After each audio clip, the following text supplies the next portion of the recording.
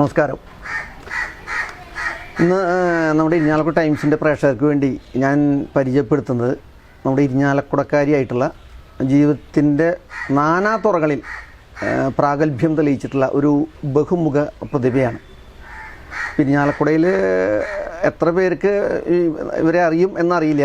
കാരണം ഒരു 10-20 വർഷമായിട്ട് കോഴിക്കോടാണ് അവരുടെ പ്രവർത്തന മേഖല.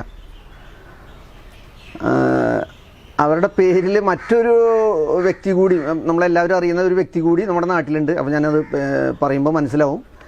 അപ്പോൾ ഇത് ഞാൻ പരിചയപ്പെടുത്താൻ പോകുന്നത് കവിതാ ബാലകൃഷ്ണൻ. പൊർത്തിശ്ശേരിയിലാണ് വീട്.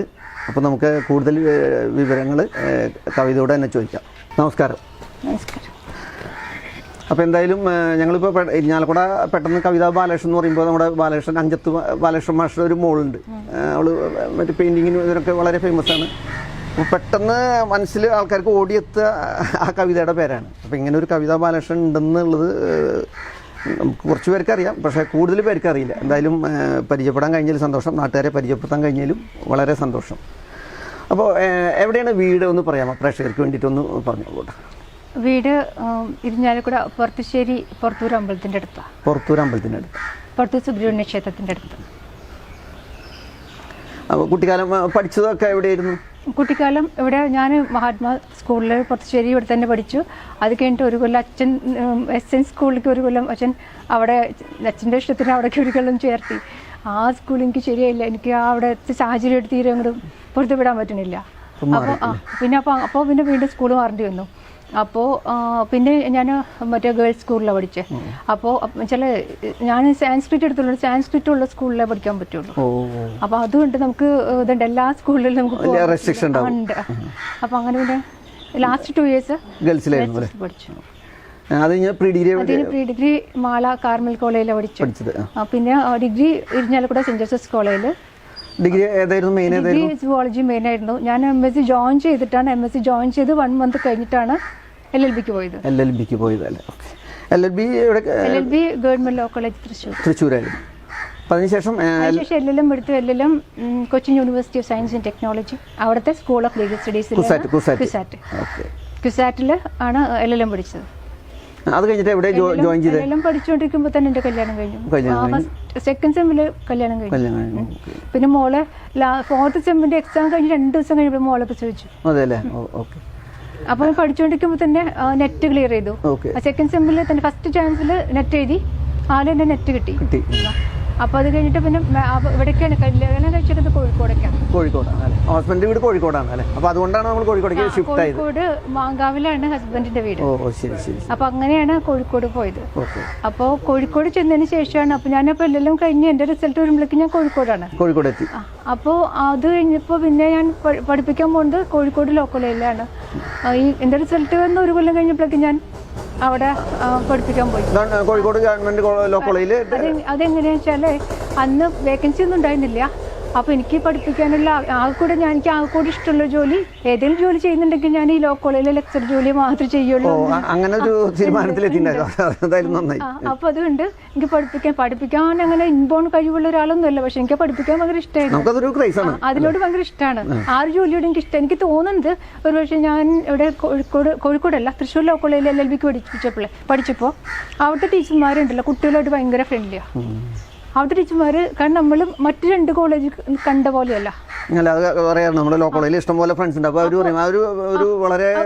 ടീച്ചർമാരും ശരിക്കും കുട്ടികളോട് ഭയങ്കര അടുപ്പാ, ഭയങ്കര ഫ്രണ്ട്സ് പോലെയാണ്. കൊണ്ടാണ് എനിക്ക് ഇത് അങ്ങനെ തോന്നുന്നത്. എനിക്ക് ലോ കോളേജിൽ ടീച്ചറായാൽ മതി. എന്തായാലും ലോ കോളേജിൽ ടീച്ചറായിട്ട് ആ ജോലി ചെയ്യുള്ളൂ, അല്ലെങ്കിൽ ജോലി ജോലിക്ക് പോകില്ല. അങ്ങനെ തീരുമാനിച്ചു.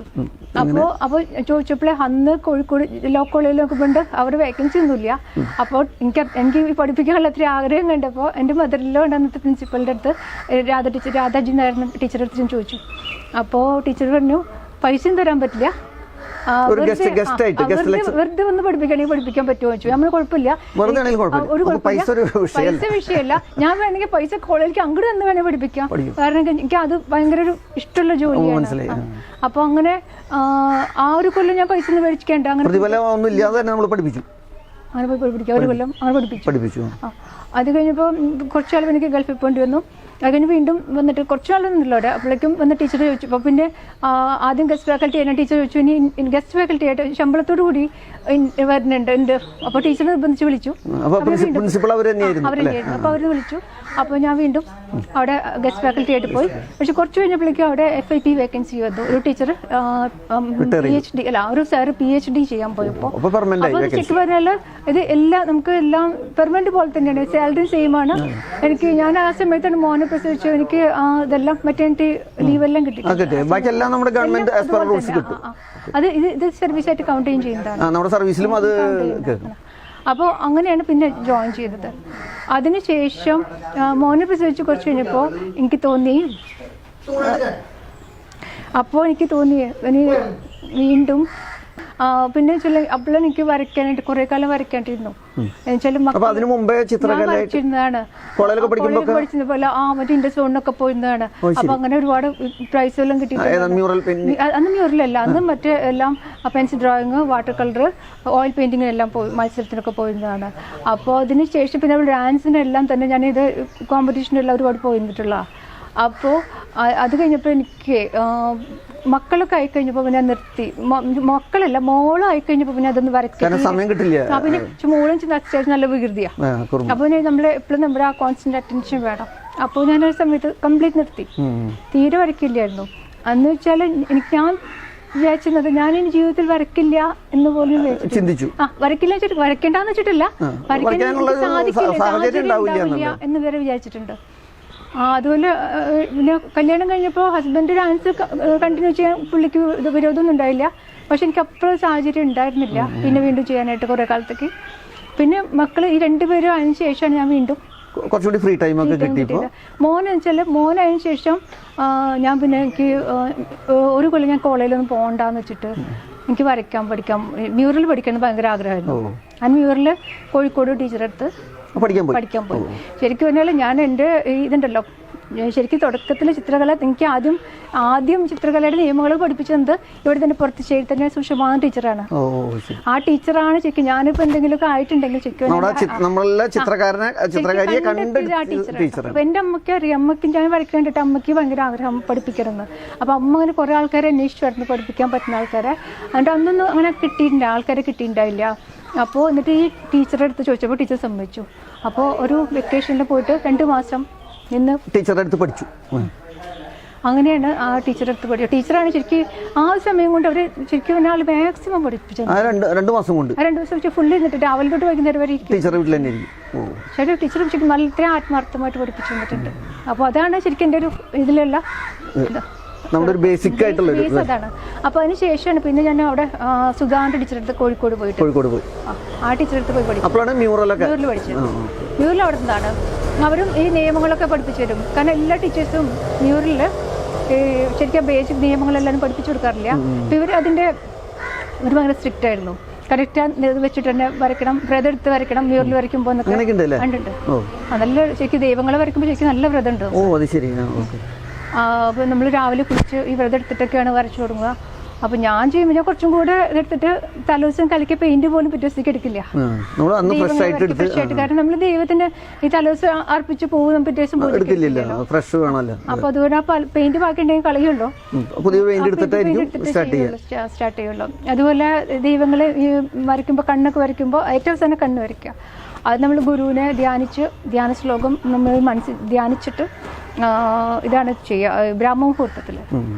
അത് ശരി, വളരെ പുലർച്ചയ്ക്ക് മുമ്പ് അല്ലേ? അപ്പോൾ കവിത വരച്ചുള്ള പടങ്ങൾ നമുക്ക് ഇതിൻ്റെ കൂടെ കാണാം. ആ കാണുമ്പോൾ അറിയാം അതിൻ്റെ ഒരു മേന്മ.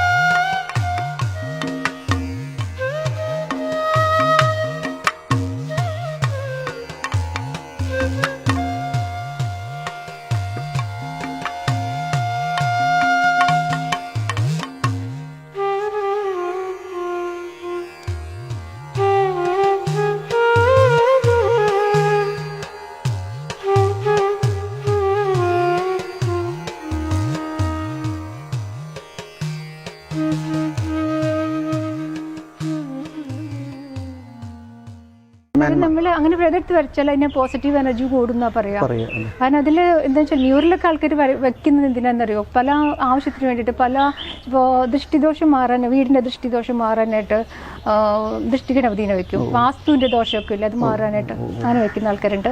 പിന്നെ ഈ ജോലി സംബന്ധമായിട്ടുള്ള പ്രശ്നങ്ങളൊക്കെ ഇല്ലേ, അത് മാറാൻ കദലീവന ഹനുമാൻ വെക്കും. പിന്നെ വിവാഹ തടസ്സം മാറാൻ അച്വാരൂഢ, സ്വയംവര പാർവതി, ഇതൊക്കെ ചെയ്യുമ്പോൾ അങ്ങനെ ശക്തമായിട്ടുള്ള മ്യൂറൽസാണ്.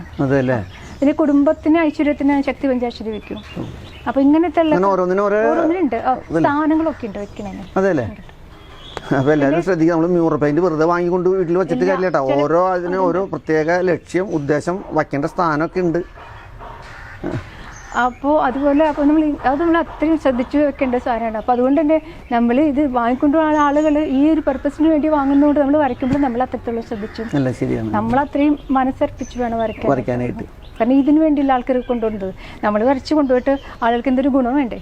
അല്ല, അത് ശരിയാണ്. വാങ്ങിയിട്ട് അപ്പോൾ പ്രേക്ഷകരുടെ ശ്രദ്ധയ്ക്ക് വേണ്ടി ഞാൻ പറയാണ്, കവിത ഈ മ്യൂറൽ പെയിന്റ് വരച്ച് അതൊരു ബിസിനസ് അല്ല. അവിടെ നിന്ന് കിട്ടുന്ന പൈസ എന്താ ചെയ്യണമെന്ന് നമുക്ക് ചോദിക്കാം. ഈ മ്യൂറൽ പെയിന്റ് കൊണ്ട് കിട്ടുന്ന വരുമാനം ഉണ്ടല്ലോ, കാരണം അത്യാവശ്യം നല്ല കോസ്റ്റ്ലിയാണ് മ്യൂറൽ പെയിന്റ് അല്ലേ, നല്ല കോസ്റ്റ്ലിയാണ്. അതെന്താ ചെയ്യുക? ആ പൈസ കൊണ്ട് എന്താ ചെയ്യുക? കാരണം ഇതിൽ ഈ പൈസ ഞാൻ എടുക്കാറില്ല. അങ്ങനെ എനിക്ക് ജീവിക്കാൻ ജോലിയുണ്ട്. അപ്പോൾ അതുകൊണ്ട് ഞാൻ ഈ പൈസ എടുക്കാറില്ല. ഈ പൈസ ചാരിറ്റിക്കാണ് കൊടുക്കാറുള്ളത്.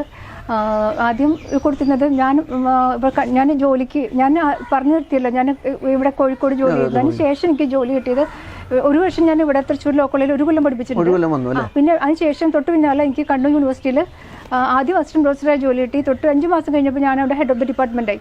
2011 തൊട്ട് ഞാൻ കണ്ണൂർ യൂണിവേഴ്സിറ്റിയിലെ HOD ആണ്, ലീഗൽ സ്റ്റഡീസിന്റെ. അപ്പോൾ എനിക്ക് ജീവിക്കാൻ ഈ ശമ്പളമുണ്ട്. അപ്പോൾ അതുകൊണ്ട് പിന്നെ ഇത് ദൈവം തന്നൊരു കഴിവാണ്. അപ്പൊ നമുക്ക് എന്റെ ഒരു കഴിവെന്ന് പറയാൻ പറ്റില്ല, ഇത് ദൈവത്തിന്റെ അനുഗ്രഹം കൊണ്ട് മാത്രമാണ്. പിന്നെ മാത്രമല്ല, നമുക്കിത് ഫ്ലറിഷ് ചെയ്യാനുള്ളൊരു അവസരം കിട്ടുന്നു. കാരണം ഒരുപാട് ആൾക്കാർക്ക് കഴിവുള്ളവരുണ്ടാവും, അവർക്കിത് ചെയ്യാനുള്ള സാഹചര്യങ്ങളുണ്ടാവും. അപ്പൊ ഈ സാഹചര്യങ്ങളും കൂടെ നമുക്ക് ദൈവം തരുന്ന. അപ്പോൾ നമ്മൾ ആ ഉദ്ദേശത്തിൽ ഞാനത് ആ പൈസ ഈ ചാരിറ്റിക്കാണ് കൊടുക്കാറ്. അപ്പോൾ മലബാർ ക്യാൻസർ സെൻ്ററിൽ ഞാനത് അവർ ലീഗൽ എക്സ്പെർട്ടായിരുന്നു. അപ്പോൾ ആ സമയത്ത് നമുക്ക് ഇങ്ങനെ ഹോസ്പിറ്റലിൽ ഇങ്ങനെ പോകുമ്പോഴുണ്ട് നമുക്ക് ഒരുപാട് ഈ ക്യാൻസർ പേഷ്യൻസിനെയൊക്കെ കാണാനും. അതിലെനിക്ക് ഏറ്റവും വിഷമം വരുന്നത്, നമ്മൾ മീറ്റിങ്ങിൻ്റെ റൂമിൻ്റെ അടുത്ത് സ്കാനിങ്ങിൻ്റെ ഒക്കെ റൂം, അവിടെ ഇങ്ങനെ ആളുകൾ ഇങ്ങനെ വെയിറ്റ് ചെയ്തൊക്കെ നിൽക്കുന്നുണ്ടല്ലോ.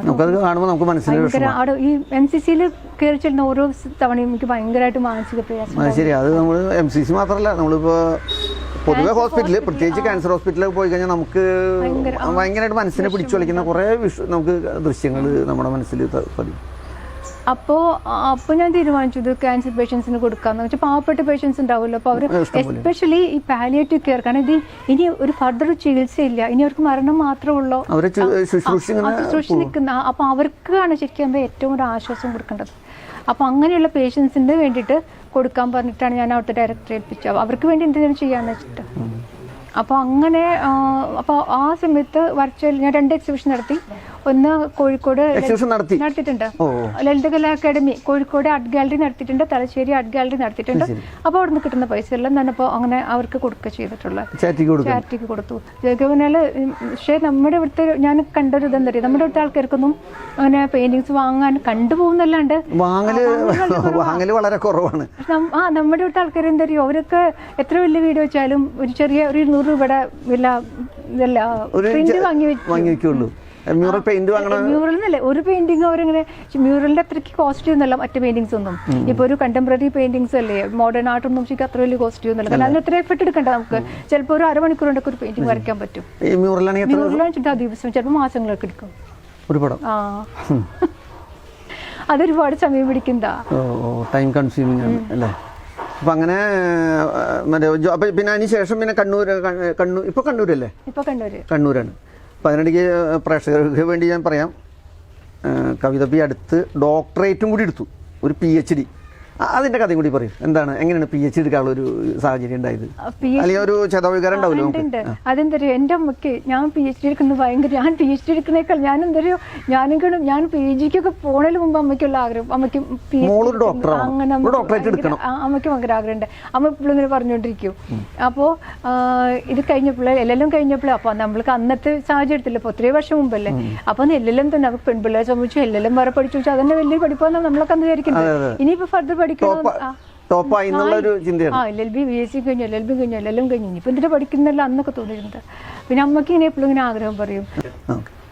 അപ്പോൾ കണ്ണൂർ സ്കൂൾ ഓഫ് ലീഗൽ സ്റ്റഡീസിലെ HOD, head of the department ആയിട്ടുള്ള കവിത ടീച്ചർ PhD എടുക്കാൻ പോയ കഥയാണ് നമ്മൾ കേൾക്കാൻ പോകുന്നത്. അത് നമുക്ക് നാളെ കേൾക്കാം. A home is not just a building. It is how a dream actually looks like. A dream that defines your lifetime. And no one understands it better than JL Builders.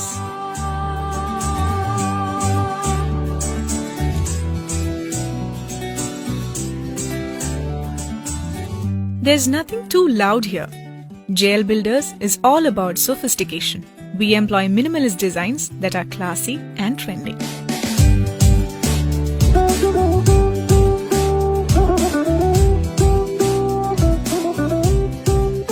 Every point in this home bears the signature of class, because at JL Builders, you never compromise with your dreams. Every assignment is a work of passion for us. We are truly passionate about your dreams.